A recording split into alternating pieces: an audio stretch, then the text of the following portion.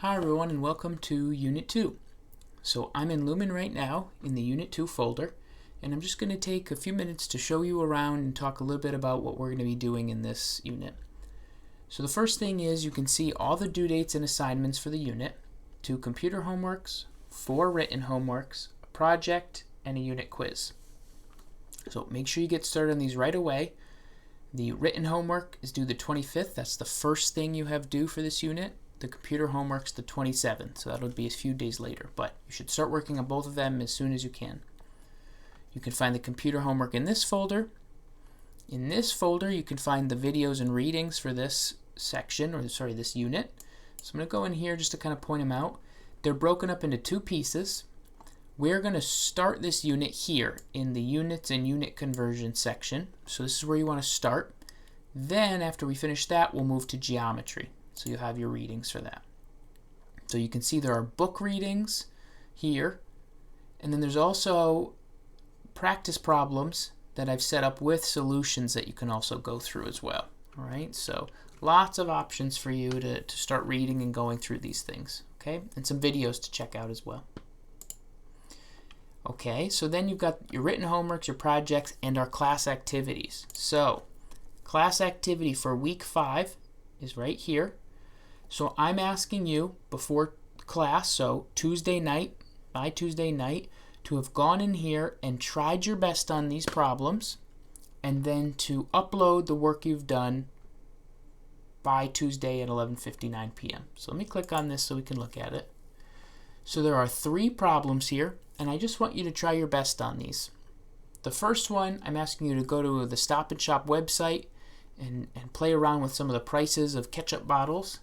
The second one, I'm asking you to consider 2 different cars which have different miles per gallon. So we're starting to think about these units and work on problems with that. And then this third one is just a fun one with some more big numbers, but also thinking about how to combine them. So you stop there, 1, 2, 3, you're good to go. Then we'll come together on Wednesday. You can do some group work, share what you answered for these, get everyone on the same page, and then we'll come back together and talk about it. Okay, so let's see. After that, you've got your written homework. You can start working on that. And don't forget, under each written homework, there is a set of resources here, right, that tells you where you should go look for help on that. Okay? These also, first ones, let me just open this up so we can see it. Some of the homework problems for this first homework, written homework, come straight from the book. So I've linked the actual page of the book, so all you have to do is click that. Actually click that, and it'll load up the problems, okay? But there's links to get through the book to the pages you can read and everything as well, so just go to the book, find the page, and get your problem from there. Okay, so what is going on in this? Let's shift to what's happening in this unit. So geometry is geometry. We've got formulas, we've got shapes. You've seen it before, right? So let's go back into the reading. So just to kind of show you, the first link here is just a sheet of formulas. You're going to be using this sheet for your problems. I'm expecting you to not have memorized any of this. You're going to use the sheet on every one of your assignments. You're allowed to. You don't have to, but you're allowed to. And so what you're going to be doing is just trying to apply these formulas to problems. And so that's what our practice will have to be. Here's a problem. What shape am I interested in? Okay, now that I know that, what am I interested in calculating? Is it an area, a volume, a surface area, etc.? Okay, what numbers did I get from the problem? What numbers maybe am I missing? And so very similar to last unit where there's problems that you might be comfortable with, but we're going to ask them sometimes in different ways and giving different pieces of the puzzle. And you're going to have to use these formulas to fill out the rest. There will also be Excel work in this unit. So you'll also be putting some of those formulas I just showed you into Excel.